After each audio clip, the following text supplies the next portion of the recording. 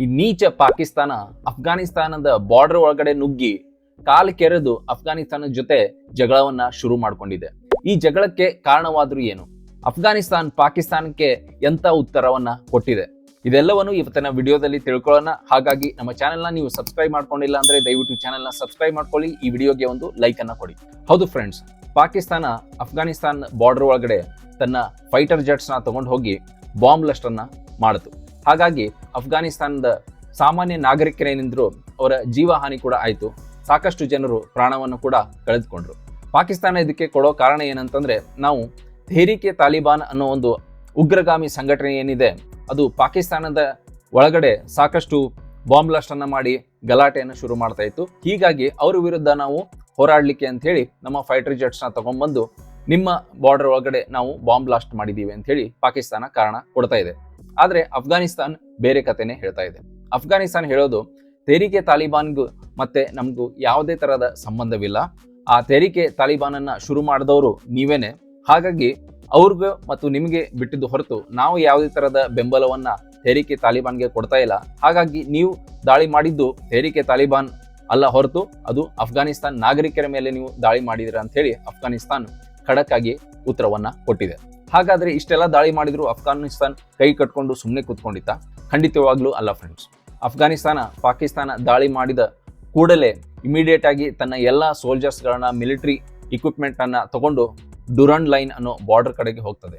ಈ ಡುರಂಡ್ ಲೈನ್ ಅಂತಂದ್ರೆ ಅಫ್ಘಾನಿಸ್ತಾನ ಮತ್ತೆ ಪಾಕಿಸ್ತಾನವನ್ನ ಡಿವೈಡ್ ಮಾಡೋ ಒಂದು ಬಾರ್ಡರ್. ಇದನ್ನ ಬ್ರಿಟಿಷ್ ಡುರಂಡ್ ಅನ್ನೋ ಒಬ್ಬ ವ್ಯಕ್ತಿ 1873 ಇಸ್ವಿಯಲ್ಲಿ ಈ ಬಾರ್ಡರ್ ಅನ್ನ ಕೊರೆದಿರ್ತಾರೆ. ಹೇಗೆ ಇಂಡಿಯಾ ಮತ್ತೆ ಪಾಕಿಸ್ತಾನ ನಡುವಿನ ಒಂದು ಬಾರ್ಡರ್ ಅನ್ನ ಕೊರೆದಿರ್ತಾರೋ ಅದೇ ತರ ಅಫ್ಘಾನಿಸ್ತಾನದಲ್ಲಿರೋ ಪಶ್ತೂನ್ ಸಮಾಜ ಮತ್ತು ಪಾಕಿಸ್ತಾನದಲ್ಲಿರೋ ಪಶ್ತೂನ್ ಸಮಾಜವನ್ನ ಡಿವೈಡ್ ಮಾಡ್ಲಿಕ್ಕೆ ಅಂತ ಹೇಳಿ ಈ ಡುರಂಡ್ ಲೈನ್ ಅನ್ನ ಕೊರೆಯಲಾಗ್ತದೆ.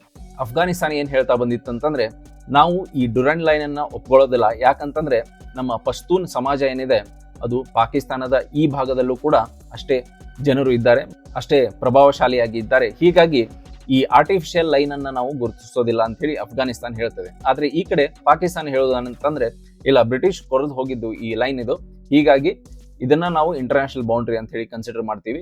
ಹೀಗಾಗಿ ಅಫ್ಘಾನಿಸ್ತಾನ್ ಪಶ್ತೂನ್ ಏನ್ ಪಾಕಿಸ್ತಾನದ ಕಡೆ ಇದ್ದಾರೋ ಅವರು ಎಲ್ಲರೂ ಪಾಕಿಸ್ತಾನಿಯರು. ಹೀಗಾಗಿ ನೀವು ಇದರಲ್ಲಿ ಬಂದು ಇಂಟರ್ಫಿಯರ್ ಆಗೋ ಹಾಗಿಲ್ಲ ಅಂತ ಹೇಳಿ ಪಾಕಿಸ್ತಾನ ಹೇಳ್ತಾ ಇದೆ. ಹೀಗಾಗಿ ಬಹಳ ವರ್ಷಗಳಿಂದ ಪಾಕಿಸ್ತಾನ ಮತ್ತೆ ಅಫ್ಘಾನಿಸ್ತಾನ ನಡುವೆ ಈ ಬಾರ್ಡರ್ ಕುರಿತು ಸಣ್ಣ ಪುಟ್ಟ ಸಮಸ್ಯೆಗಳು ಆಗ್ತಾನೆ ಇದ್ವು.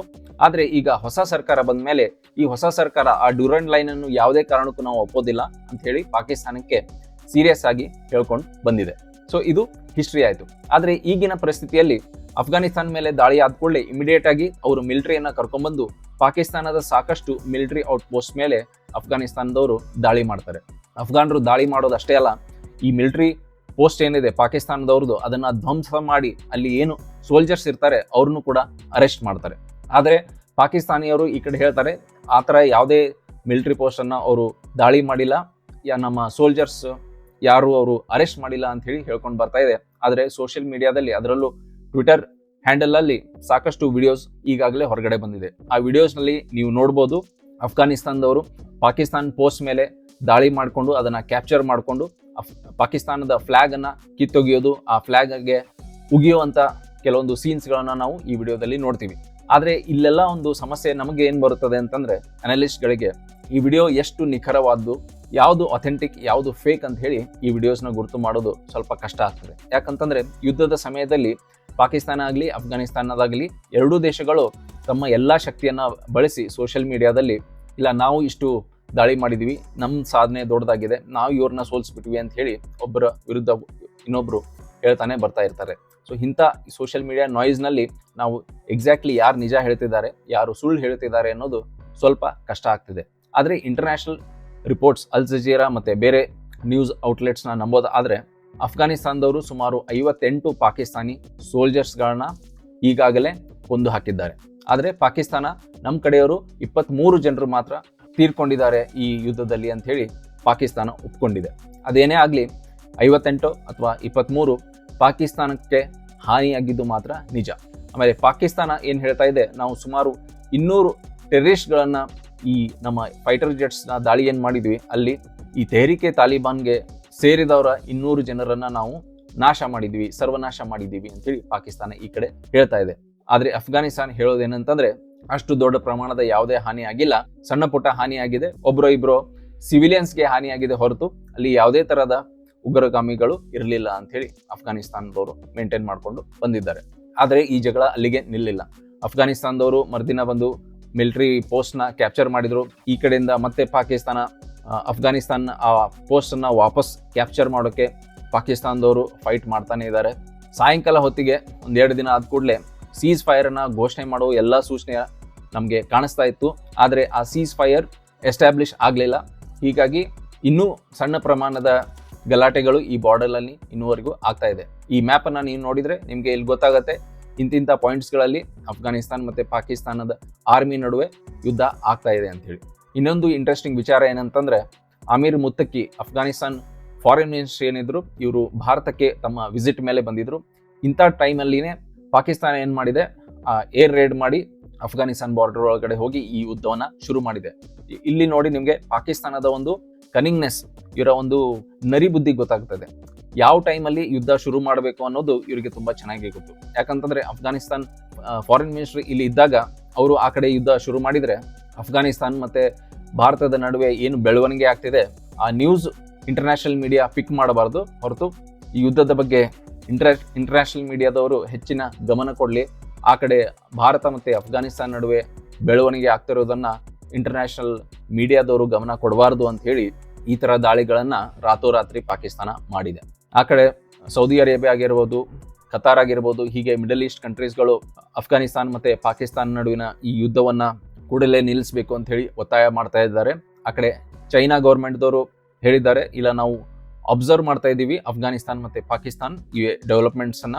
ಯಾಕಂತಂದ್ರೆ ನಮಗೆ ಅಫ್ಘಾನಿಸ್ತಾನ್ ಕೂಡ ಬಾರ್ಡರ್ ಆಗುತ್ತೆ, ಪಾಕಿಸ್ತಾನ್ ಕೂಡ ನಮ್ಮ ಬಾರ್ಡರ್ಗೆ ಟಚ್ ಆಗುತ್ತೆ. ಹೀಗಾಗಿ ಈ ಎರಡೂ ಕಂಟ್ರೀಸ್ಗೂ ನಮಗೂ ಇಂಪಾರ್ಟೆಂಟ್ ಆಗಿವೆ. ಹೀಗಾಗಿ ಈ ಯುದ್ಧವನ್ನ ಆದಷ್ಟು ಬೇಗ ನಿಲ್ಲಿಸಲಿಕ್ಕೆ ನಾವು ಕೂಡ ಪ್ರಯತ್ನವನ್ನ ಮಾಡ್ತಾ ಇದ್ದೀವಿ, ಬಹಳ ಗಮನ ಕೊಟ್ಟು ಈ ಯುದ್ಧವನ್ನ ನಾವು ಫಾಲೋ ಮಾಡ್ತಾ ಇದ್ದೀವಿ ಅಂತ ಹೇಳಿ ಚೈನಾ ಕೂಡ ಒಂದು ಸ್ಟೇಟ್ಮೆಂಟ್ ನ ರಿಲೀಸ್ ಮಾಡಿದೆ. ಆದ್ರೆ ಈ ಯುದ್ಧದಿಂದ ವ್ಯತಿರಿಕ್ತವಾಗಿ ಬೇರೆ ದೇಶಗಳ ಮೇಲೆ ಏನು ಪರಿಣಾಮ ಬೀರ್ತಾ ಇದೆ, ಅದರಲ್ಲೂ ಭಾರತದ ಮೇಲೆ ಈ ಯುದ್ಧದ ಪರಿಣಾಮ ಏನು ಬೀರ್ತಾ ಇದೆ ಅಂತ ಹೇಳಿ ನಾವು ತಿಳ್ಕೋಬೇಕು. ಅಫ್ಘಾನಿಸ್ತಾನ್ ಫಾರಿನ್ ಮಿನಿಸ್ಟರ್ ಇಲ್ಲಿ ಇದ್ದಾಗಲೇ ಈ ಯುದ್ಧ ನಡೀತಾ ಇತ್ತು. ಹೀಗಾಗಿ ಅಫ್ಘಾನಿಸ್ತಾನ್ಗೆ ಒಂದು ಅಡ್ವಾಂಟೇಜ್ ಏನಾಗಿದೆ ಅಂತಂದ್ರೆ, ಭಾರತ ಈಗ ಅಫಿಷಿಯಲಿ ರೆಕಗ್ನೈಸ್ ಮಾಡೋ ಹಂತದಲ್ಲಿ ಇದೆ. ಯಾಕಂತಂದ್ರೆ ಈ ಅಫ್ಘಾನಿಸ್ತಾನ ಹೊಸ ಸರ್ಕಾರವನ್ನ ಜಗತ್ತಿನಲ್ಲಿ ಕೆಲವೊಂದು ದೇಶಗಳನ್ನ ಬಿಟ್ರೆ ಅಮೆರಿಕ, UK ದೊಡ್ಡ ದೇಶಗಳು ಯಾವುವು ಅಫ್ಘಾನಿಸ್ತಾನವನ್ನ ಇನ್ನೂವರೆಗೂ ರೆಕಗ್ನೈಸ್ ಮಾಡಿಲ್ಲ. ಹಾಗೆ ಭಾರತ ಕೂಡ ಅಫ್ಘಾನಿಸ್ತಾನವನ್ನ ಈ ಹೊಸ ಗವರ್ಮೆಂಟ್ ಅನ್ನ ಇನ್ನೂವರೆಗೂ ರೆಕಗ್ನೈಸ್ ಮಾಡಿದ್ದಿಲ್ಲ. ಆದ್ರೆ ಮೊನ್ನೆ ಅವರು ವಿಸಿಟ್ ಮಾಡಿದ ಮೇಲೆ ಭಾರತವು ಕೂಡ ತಮ್ಮ ಡಿಪ್ಲೊಮ್ಯಾಟ್ ಆಫೀಸ್ ಏನಿದೆ, ಅಂದ್ರೆ ಅಫ್ಘಾನಿಸ್ತಾನ್ ಎಂಬಸಿ ಏನಿದೆ, ಅದನ್ನ ಶುರು ಮಾಡಬೇಕು ಅಂತ ಹೇಳಿ ಅನೌನ್ಸ್ಮೆಂಟ್ ಅನ್ನು ಕೂಡ ಭಾರತ ಸರ್ಕಾರ ಮಾಡಿದೆ ಈಗ. ಸೊ ಇದರಿಂದ ಅಫ್ಘಾನಿಸ್ತಾನ್ಗೆ ಒಂದು ಸಪೋರ್ಟ್ ಸಿಕ್ಕ ಆಗ್ತದೆ, ಅಂದ್ರೆ diplomatic support. So diplomatic support ಸಿಕ್ಕಾದ್ಮೇಲೆ ಭಾರತವು ಕೂಡ ಅಫ್ಘಾನಿಸ್ತಾನ್ ಮೇಲೆ ಆಗಿರುವ ಈ ದಾಳಿಯನ್ನ ಖಂಡಿಸಿದೆ. ಹೀಗಾಗಿ ಅಫ್ಘಾನಿಸ್ತಾನ್ಗೂ ಕೂಡ ಒಂದು ಸಣ್ಣ ಬಲ ಬಂದಾಗಿದೆ. ಆಮೇಲೆ ಭಾರತಕ್ಕೂ ಕೂಡ ಇಲ್ಲಿ ಒಂದು ಅವಕಾಶ ಕಾಣಿಸ್ತಾ ಇದೆ. ಈ ಅವಕಾಶ ಏನು ಅಂತಂದ್ರೆ, ಇಷ್ಟು ದಿನ ಪಾಕಿಸ್ತಾನ ಹೇಗೆ ಈ ಜೈಷ್ ಎ ಮೊಹಮ್ಮದ್, ಲಷ್ಕರ್ ಎ ತೊಯ್ಬಾ ಅಂತ ಗುಂಪುಗಳನ್ನ ಬಳಕೆ ಮಾಡಿಕೊಂಡು ಭಾರತದ ಕಾಶ್ಮೀರ ಆಗ್ಲಿ ಅಥವಾ ಬೇರೆ ಬೇರೆ ಜಾಗಗಳಲ್ಲಿ ಏನು ತನ್ನ ಉಗ್ರಗಾಮಿಗಳನ್ನ ಕಳಿಸಿ ಕಲಹವನ್ನ ಸೃಷ್ಟಿ ಮಾಡೋಕೆ ಪ್ರಯತ್ನ ಪಡ್ತಾ ಇತ್ತು, ಹಾಗೆಯೇ ಭಾರತವು ಕೂಡ ಅಫ್ಘಾನಿಸ್ತಾನ್ ಮತ್ತೆ ಅಫ್ಘಾನಿಸ್ತಾನ್ನ ಆರ್ಮಿಯನ್ನ ಬಳಸ್ಕೊಂಡು ಆ ಡ್ಯೂರೆಂಟ್ ಲೈನ್ ಅಲ್ಲಿ ಏನು ಈಗಾಗಲೇ ಗಲಾಟೆ ನಡೀತಾ ಇದೆಯೋ, ಹೀಗೆ ಭಾರತವು ಕೂಡ ಇಂಡೈರೆಕ್ಟ್ಲಿ ಹೇಗಾದ್ರೂ ಮಾಡಿ ಅಫ್ಘಾನಿಸ್ತಾನ್ಗೆ ಅದಕ್ಕೆ ಏನ್ ಬೇಕು, ಹಣಕಾಸಿನ ನೆರವು ಆಗಿರ್ಬೋದು, ಸಣ್ಣ ಪುಟ್ಟ ವೆಪನ್ಸ್ ನ ನೆರವು ಆಗಿರ್ಬೋದು, ಹೀಗೆ ಭಾರತವು ಕೂಡ ಒಂದು ರೀತಿಯ ಸಪೋರ್ಟ್ ಅನ್ನ ಅಫ್ಘಾನಿಸ್ತಾನ್ಗೆ ನೀಡಿದ್ರೆ ಅಫ್ಘಾನಿಸ್ತಾನದವರು ಪಾಕಿಸ್ತಾನದ ವೆಸ್ಟರ್ನ್ ಬಾರ್ಡರ್ದಲ್ಲಿ ಅವ್ರನ್ನ ಎಂಗೇಜ್ ಮಾಡ್ಕೊಂಡು ಇರಿಸ್ತಾರೆ. ಅವಾಗ ಏನಾಗುತ್ತೆ, ಪಾಕಿಸ್ತಾನದ ರಿಸೋರ್ಸಸ್ ಏನಾಗಿರ್ತದೆ, ಅವರ ಆರ್ಮಿ ಸ್ವಲ್ಪ ವೆಸ್ಟರ್ನ್ ಬಾರ್ಡರ್ ಕಡೆಗೆ ಮೂವ್ಮೆಂಟ್ ಮಾಡಬೇಕಾಗಿ ಬರ್ತದೆ. ಹೀಗಾಗಿ ಈಸ್ಟರ್ನ್ ಬಾರ್ಡರ್ ಅವಾಗ ಸ್ವಲ್ಪ ವೀಕ್ ಆಗ್ತದೆ ಪಾಕಿಸ್ತಾನದ. ಅದರ ಅಡ್ವಾಂಟೇಜ್ ಭಾರತಕ್ಕೆ ಇರ್ತದೆ. ಯಾಕಂತಂದ್ರೆ ನಾಳೆ ಏನೇ ಒಂದು ಸಣ್ಣ ಪುಟ್ಟ ಉಗ್ರಗಾಮಿ ಚಟುವಟಿಕೆ ಪಾಕಿಸ್ತಾನ ಭಾರತದ ಮೇಲೆ ಮಾಡಿದ್ರೆ ಇಮಿಡಿಯೇಟ್ ಆಗಿ ಈಸ್ಟರ್ನ್ ಬಾರ್ಡರ್ ಅಲ್ಲಿ ಪಾಕಿಸ್ತಾನ ವೀಕ್ ಇರೋದ್ರಿಂದ ಭಾರತ ತನ್ನ ಮಿಲಿಟರಿಯನ್ನ ಬಳಸ್ಕೊಂಡು ಆವಾಗ ಪಾಕಿಸ್ತಾನ ಇಂಥ ಯಾವುದೇ ಒಂದು ದೊಡ್ಡ ಉಗ್ರಗಾಮಿ ಚಟುವಟಿಕೆ ಮಾಡದ ಹಾಗೆ ತಡೆಗಟ್ಟಲು ಆವಾಗ ಭಾರತಕ್ಕೆ ತುಂಬಾ ಈಸಿ ಆಗ್ತದೆ. ಯಾವಾಗ ಒಂದು ದೇಶ 2-3 ಕಡೆಯಲ್ಲಿ ಬ್ಯುಸಿ ಆಗ್ತದೆ, ಅದರಲ್ಲೂ ಪಾಕಿಸ್ತಾನದಂತ ಒಂದು ಸಣ್ಣ ದೇಶ 2-3 ಕಡೆ ಬ್ಯುಸಿ ಆಯ್ತು ಅಂತಂದ್ರೆ ಅವಾಗ ಅವರ ಮಿಲಿಟರಿ ಪವರ್ ಕಡಿಮೆ ಇರೋದ್ರಿಂದ ರಿಸೋರ್ಸಸ್ ಬಹಳ ಬೇಗ ಲೀಕ್ ಆಗಿ ಡ್ರೈನ್ ಆಗಿ ಹೋಗ್ತವೆ. ಅವಾಗ ಅವರ ಹಣ ಮತ್ತು ರಿಸೋರ್ಸಸ್ ಬೇಗ ಡ್ರೈನ್ ಆಗಿ ಹೋದರೆ ಅಂತ ಮಿಲಿಟರಿ ತನ್ನ ತುಂಬು ಬಲದಿಂದ ಭಾರತದ ಮೇಲೆ ಏನು ಅಟ್ಯಾಕ್ ಮಾಡಬೇಕು ಅಂತ ಹೇಳಿ ಕನಸು ಕಾಣ್ತಾ ಬಂದಿದೆಯೋ ಅದು ಸಂಪೂರ್ಣವಾಗಿ ನನಸಾಗಲಿಕ್ಕೆ ಸಾಧ್ಯ ಆಗೋದಿಲ್ಲ. ಇದಿಷ್ಟು ಇಲ್ಲಿವರೆಗಿನ ಬೆಳವಣಿಗೆ. ಆದರೆ ಇನ್ನೊಂದು ಕಡೆ ಕೆಲವು ಅನಲಿಸ್ಟ್ಗಳು ಹೇಳ್ತಾರೆ, ಈ ಯುದ್ಧಕ್ಕೆ ಅಮೆರಿಕ ಪ್ರಚೋದನೆ ನೀಡ್ತಾ ಇದೆ, ಪಾಕಿಸ್ತಾನಕ್ಕೆ ಇಂಡೈರೆಕ್ಟ್ ಆಗಿ ಪ್ರಚೋದನೆಯನ್ನ ನೀಡಿ ನೀವು ಅಫ್ಘಾನಿಸ್ತಾನ್ಗೆ ಅಟ್ಯಾಕ್ ಮಾಡಿ ಅಫ್ಘಾನಿಸ್ತಾನ ಕಂಟ್ರೋಲ್ ಮಾಡ್ಕೊಳ್ಳಿ ಅಂತೇಳಿ ಆ ಕಡೆಯಿಂದ ದೊಡ್ಡನ್ನ ಆದೇಶ ಮಾಡಿದ್ದಾರೆ ಅಂತ ಹೇಳಿ ಕೆಲವೊಂದು ಅನಲಿಸ್ಟ್ ಹೇಳ್ತಾ ಇದ್ದಾರೆ. ಇದಕ್ಕೆ ಕಾರಣ ಏನಂತಂದ್ರೆ, ಅಮೆರಿಕ ಅಫ್ಘಾನಿಸ್ತಾನದಲ್ಲಿರೋ ಬಾಗ್ರಾಮ್ ಅನ್ನೋ ಒಂದು ಪ್ರದೇಶದಲ್ಲಿ ತನ್ನ ಏರ್ ಬೇಸ್ ಏನು ಇದೆ ಆ ಏರ್ ಬೇಸ್ನ ಕಂಟ್ರೋಲ್ ಮಾಡೋಕೆ ಅಮೆರಿಕ ಆವಾಗಿಂದ ಆವಾಗ ಅಫ್ಘಾನಿಸ್ತಾನ್ಗೆ ರಿಕ್ವೆಸ್ಟ್ ಅನ್ನ ಮಾಡ್ತಾ ಇದೆ. ಆದರೆ ಅಫ್ಘಾನಿಸ್ತಾನ ಹೊಸ ಸರ್ಕಾರ, ಅಲ್ಲಿನ ಪ್ರತಿನಿಧಿಗಳು ಏನಿದ್ದಾರೆ, ಖಡಾಖಂಡಿತವಾಗ್ಲೂ ಬೇರೆ ದೇಶದ ಮಿಲಿಟರಿಯನ್ನ ನಾವು ನಮ್ಮ ಭೂಮಿ ಮೇಲೆ ಸೇರಿಸ್ಕೊಳ್ಳೋದಿಲ್ಲ ಅಂತ ಹೇಳಿ ಅಫ್ಘಾನಿಸ್ತಾನ ಲೀಡರ್ಸ್ಗಳು ಸ್ಪಷ್ಟನೆಯನ್ನ ನೀಡಿದ್ದಾರೆ. ಅದು ಭಾರತದಲ್ಲಿ ಇರಬೇಕಾದ್ರೇನೆ ಇಂಥ ಒಂದು ಸ್ಪಷ್ಟನೆಯನ್ನ ನೀಡೋದ್ರಿಂದ ದೊಡ್ಡನಿಗೂ ಸ್ವಲ್ಪ ತೊಂದರೆ ಅಂತೂ ಖಂಡಿತವಾಗ್ಲೂ ಆಗಿರ್ತದೆ. ಹೀಗಾಗಿ ಈ ಅನಲಿಸ್ಟ್ ಅನ್ನ ನಾವು ನಂಬೋದಾದ್ರೆ ಅಮೆರಿಕವು ಕೂಡ ಒಂದು ಗ್ರೀನ್ ಸಿಗ್ನಲ್ನ ಕೊಟ್ಟು ಅಫ್ಘಾನಿಸ್ತಾನ ಮೇಲೆ ಈ ದಾಳಿಯನ್ನ ಮಾಡಿಸಿದ್ದಾರೆ ಅಂತ ಹೇಳಿ ಕೆಲವರು ಹೇಳ್ತಾರೆ. ಆದರೆ ಆ ರಿಪೋರ್ಟ್ಸ್ಗಳನ್ನು ನಾವು ಸಂಪೂರ್ಣವಾಗಿ ನಂಬಲಿಕ್ಕೆ ಆಗೋದಿಲ್ಲ. ಯಾಕಂತಂದ್ರೆ ಯಾವುದೇ ತರಹದ ಎವಿಡೆನ್ಸ್ ಇಲ್ಲಿವರೆಗೂ ನಮಗೆ ಆ ರಿಪೋರ್ಟ್ಸ್ ಪರವಾಗಿ ಸಿಕ್ಕಿಲ್ಲ.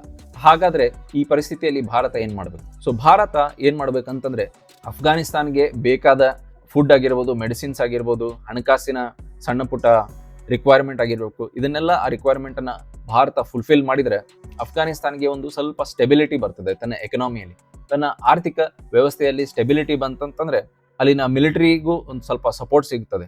ಅಫ್ಘಾನಿಸ್ತಾನ್ ಮಿಲಿಟರಿಗೆ ಸಪೋರ್ಟ್ ಸಿಕ್ಕಷ್ಟು, ಬಲಶಾಲಿ ಆದಷ್ಟು ಅದೇನ್ ಮಾಡ್ತದೆ, ಪಾಕಿಸ್ತಾನದ ಈ ಸಣ್ಣ ಪುಟ್ಟ ಗಲಭೆಯನ್ನ ಅಥವಾ ಈ ಕದನವನ್ನ ಅದು ಕಂಟ್ರೋಲ್ ಮಾಡ್ತದೆ.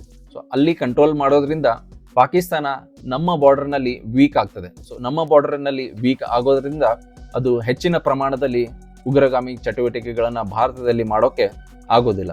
ಚಾಣಕ್ಯ ನೀತಿಯು ಕೂಡ ಇದೇ ಹೇಳ್ತದೆ, ನಿಮ್ಮ ನೇಬರ್ ನಿಮ್ಮ ಫ್ರೆಂಡ್ ಆಗಿರ್ತಾರೆ. ಅಂದ್ರೆ ನಿಮ್ಮ ನೆರೆ ದೇಶ ಏನಿರ್ತದೆ ಅದು ನಿಮ್ಮ ಫ್ರೆಂಡ್ ಆಗಿರ್ತದೆ. ಹೀಗಾಗಿ ಅವ್ರ ಜೊತೆ ನೀವು ಫ್ರೆಂಡ್ಶಿಪ್ ಮಾಡಿಕೊಂಡು ನಿಮ್ಮ ನೆರೆ ದೇಶದ ಮೇಲೆ ನೀವು ನಿಮ್ಮ ಪ್ರಭಾವವನ್ನ ಬೀರಬೇಕು ಅಂತ ಹೇಳಿ ಚಾಣಕ್ಯ ನೀತಿಯು ಕೂಡ ಅದೇ ಹೇಳ್ತದೆ. ಹೀಗಾಗಿ ಈ ಅವಕಾಶವನ್ನ ಭಾರತ ಸಂಪೂರ್ಣವಾಗಿ ಬಳಸ್ಕೋಬೇಕು. ಇದು ಇವತ್ತಿನ ವಿಡಿಯೋ ಆಗಿತ್ತು. ಈ ವಿಡಿಯೋ ಇಷ್ಟ ಆದರೆ ಇದಕ್ಕೊಂದು ಲೈಕ್ ಕೊಡಿ. ನಿಮ್ಮ ಅನಿಸಿಕೆಗಳನ್ನ ಕಾಮೆಂಟ್ ಬಾಕ್ಸ್ ಅಲ್ಲಿ ತಿಳಿಸಿ.